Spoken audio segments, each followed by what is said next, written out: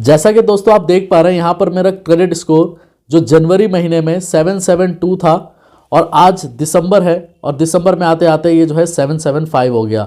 अक्टूबर महीने तक मेरा क्रेडिट स्कोर आप देख पा रहे होंगे 772 ही था और ऐसा एक महीने में क्या हुआ कि जो क्रेडिट स्कोर 741 के बाद ये 755 हो गया। ये इंप्रूवमेंट कैसे हुआ और ये कम क्यों हुआ वो आज मैं आपको बताने वाला हूँ। आज मैं आपको वो तरीका बताऊंगा जिससे आपका क्रेडिट स्कोर इंप्रूव भी होगा और काफ़ी जल्दी होगा। मैंने क्या किया, जो आज मेरा क्रेडिट स्कोर एक महीने में नवंबर में 774 हो गया था, आप यहाँ पर देख पा रहे हो, और ये दिसंबर महीने में आप देख पा रहे हो कि 775 हो गया। दिसंबर का ये महीना है।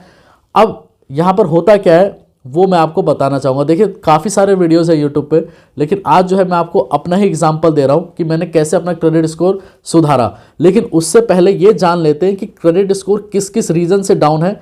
आपका भी एक वही रीज़न होगा। देखिए आपने या तो कोई सेटलमेंट कराया होगा, अगर सेटलमेंट कराया है वो केस एक अलग हो गया।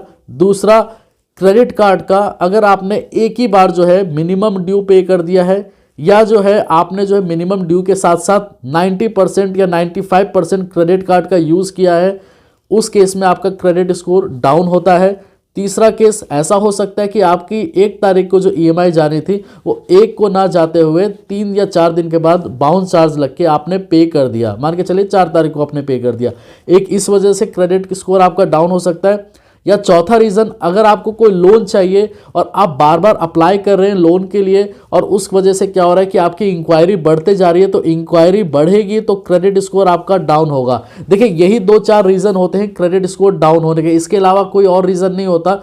एक रीज़न बहुत ही यूनिक रहता है, या मतलब एक तरीके से कह सकते हैं बहुत ही अलग होता है। 5वां रीज़न एग्जांपल के तौर पे लेके चलिए कि आप किसी के गारंटर बन गए और वो गारंटर ने टाइमली पेमेंट नहीं किया, तो उससे आपका भी क्रेडिट स्कोर डाउन होगा। ये चीज़ आप जानते होंगे। अगर आपका कोई जॉइंट में आपने या कोई कार खरीदा है और हस्बैंड वाइफ है, जॉइंट में है, वाइफ अगर टाइमली पेमेंट नहीं करेगी तो क्रेडिट स्कोर आपका भी डाउन होगा और मैडम का भी डाउन होगा।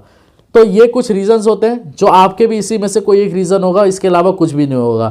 देखिए सेटलमेंट के इसका क्या फंडा है। अगर आपने सेटलमेंट कराया, देखिए यहाँ पर एग्जांपल समझिए, ये आप ही समझिए आपका क्रेडिट स्कोर 772 है अक्टूबर महीने में, और यहाँ पर आपने जो है सेटलमेंट करा लिया नवंबर में, जिससे आपका क्रेडिट स्कोर 741 हो गया, या हो सकता है उससे भी नीचे 100 पॉइंट और नीचे चला जाए, 641 हो जाए। तो उस केस में क्या होगा दोस्तों कि आपका जो है क्रेडिट स्कोर एकदम से डाउन होगा। अगर आपके पास कोई लोन नहीं होगा या ना ही कोई क्रेडिट कार्ड होगा तो ये जो भी आपका 641 हुआ है क्रेडिट स्कोर, या जो भी आपका 741 हुआ है, तो वो आपका फ्रीज हो जाएगा। मतलब वो वहीं का वहीं रहेगा। जब तक आपको कोई लोन नहीं मिल जाता तब तक ये क्रेडिट स्कोर वहीं का वहीं बना रहेगा। अब इसको इंप्रूव करने के लिए क्या करना पड़ेगा, जैसे ही आप सेटलमेंट कराते हैं सीधे जाके जो है आप गोल्ड लोन या एफडी अगेंस्ट क्रेडिट कार्ड ले लो, आपका क्रेडिट स्कोर बढ़ना स्टार्ट हो जाएगा। इसमें कुछ भी नहीं करना।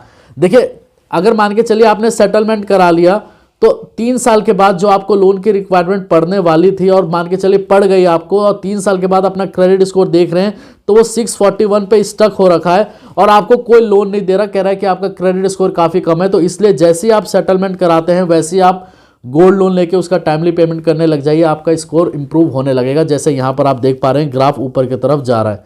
अब यहाँ पर देखिए दूसरी बात मैंने आपको बताई थी कि मिनिमम ड्यू, आप अपने क्रेडिट कार्ड का मिनिमम ड्यू पे करें। जहां पर 50,000 का टोटल आपका आउटस्टैंडिंग आ रखा है और आपने उसको जो है 25,000 में पे कर दिया, मिनिमम ड्यू उसका पे कर दिया, तो उस केस में एक बार कर दिया तो कोई बात नहीं, ये इतना ही डाउन होगा जितना यहाँ डाउन हुआ है। फिर उसके बाद आपने सही कर दिया तो आपका क्रेडिट स्कोर बढ़ने लग जाएगा। गलती अगर एक बार हो गई कोई बात नहीं। तो यहाँ पर देखिए अगर आपने एक बार किया है तो कोई बात नहीं, अगर आपने 1 2 3 4 5 6 महीने से लगातार करते आ रहे हैं तो ये जो क्रेडिट स्कोर आप देख पा रहे हैं कि जो 772 से 741 आपको दिख रहा होगा कि यहाँ पर जो है ये डाउन हो रहा है, तो ये और डाउन चला जाएगा, इतना नीचे और आ जाएगा। हो सकता है कि ये 700 पे चला जाए।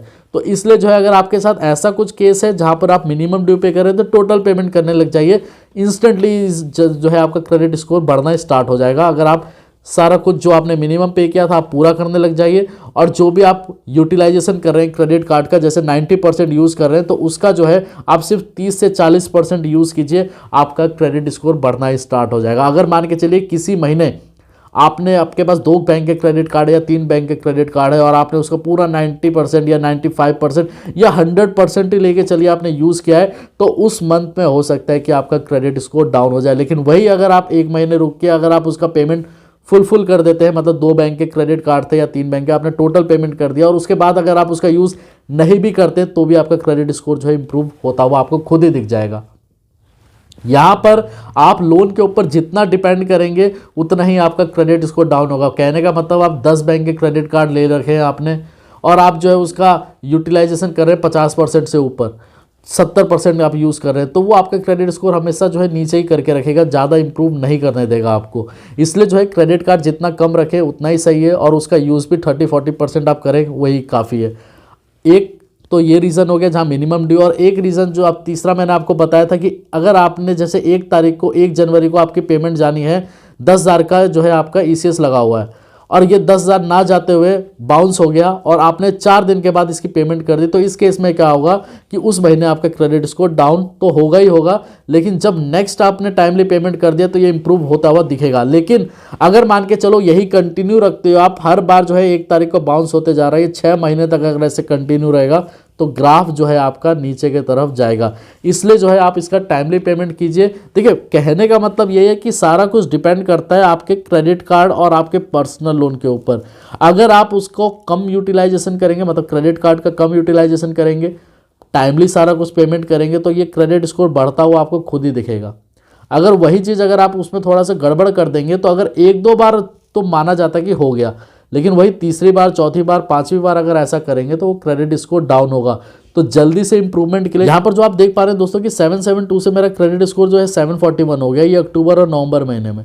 ये हुआ क्यों था कि जैसे दिवाली का टाइम था, काफ़ी सारी शॉपिंग होगी, जैसे मैंने अपने क्रेडिट कार्ड का 90% क्या यहाँ पर जो है 100% मैंने उसका कार्ड का यूज़ किया।